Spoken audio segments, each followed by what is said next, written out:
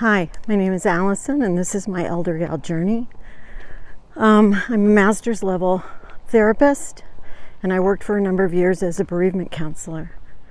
Today, I'm on a walk and talking to you about an important topic related to grief, which is, what do you do when people tell you to get over it? It's a very common problem in our society. People don't generally have a lot of tolerance for people who are grieving. They want you to be okay after just maybe 3 months.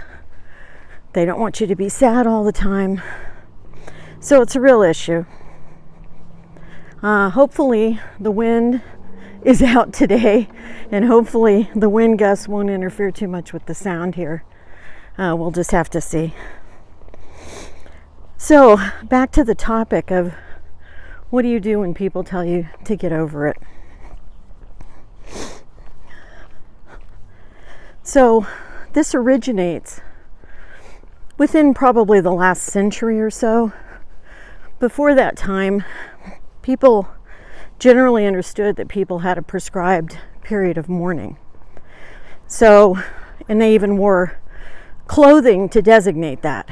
So if you go back to the 19th century or early 20th century, what you find is that women generally wore black when they were mourning.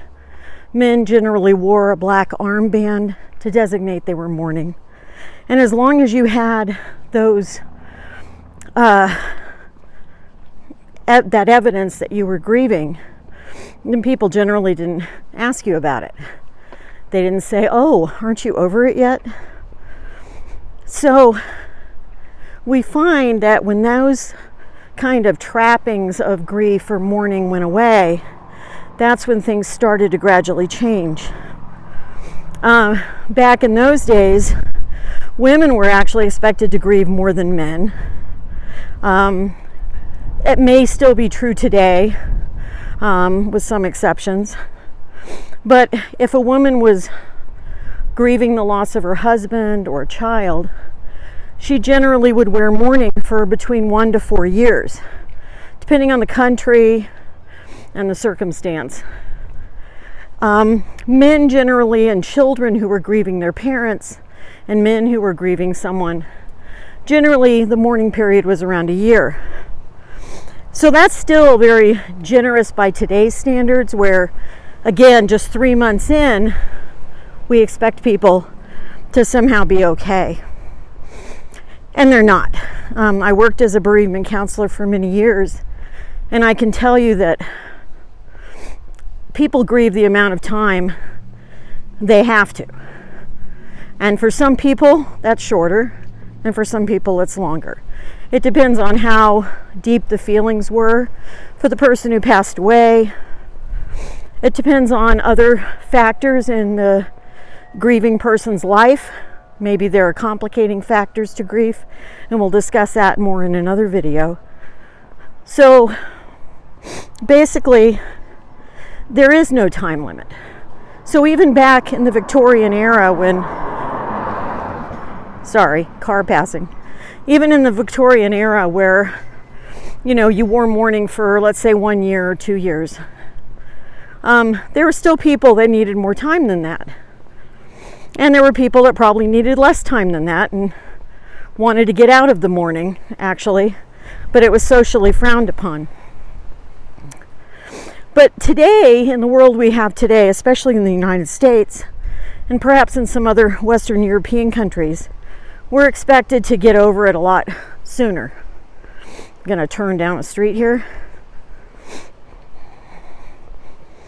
And so the thing is that if you're grieving for a year, even the death of a spouse, people, think something's wrong with you. And there's nothing wrong with you. It's very important to recognize that if you're grieving and it takes you longer, then it takes you longer. There shouldn't be any rules. Grieving takes the amount of time it needs to take. It takes the amount of time it needs to take, and that's, the bottom line of that. And I can give you an example of how some types of grief in some ways never go away. For instance, when I was a child, My father was killed when I was 10. And he was a lieutenant colonel in the Army, and he died in a tragic helicopter crash. Well, at the age of 10, it was very difficult for me to deal with that. And unfortunately, my mother was one of those people that feels like you should stuff it rather than feel it. Something, again, I'll talk more about in another video. And so I really didn't have a lot of time to process my grief the way I would have wanted to, or that I even knew. I mean, I was a 10-year-old, 11-year-old child. So the problem is I had to deal with that years later. And that became kind of what we call festering grief, which means if you don't deal with it at the time, later on it actually is worse. Now, I did deal with my grief eventually, but I can tell you that I was very close to my father, and there is never a day in my life that I don't think about him. And there's a lot of days I still miss him, and I'm in my 60s. So some types of grief never go away. You just learn to deal with it. You learn to not have it impact your life in such a profound way anymore.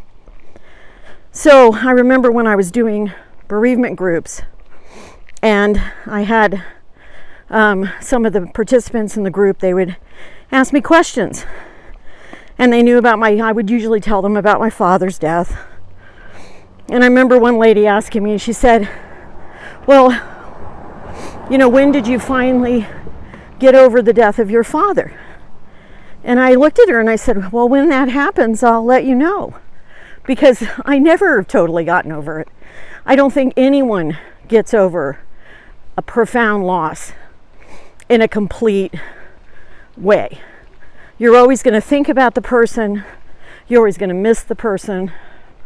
That's always going to be a part of your psyche. And so you don't get over it. And I think that's the biggest problem we have with these expectations that people are going to heal from grief. You are going to heal, but you're never going to totally get over it. And that's okay. You're never going to totally get over it. And that's okay. Absolutely okay. So that's the main topic I wanted to talk about today. And until next time, be well and stay strong.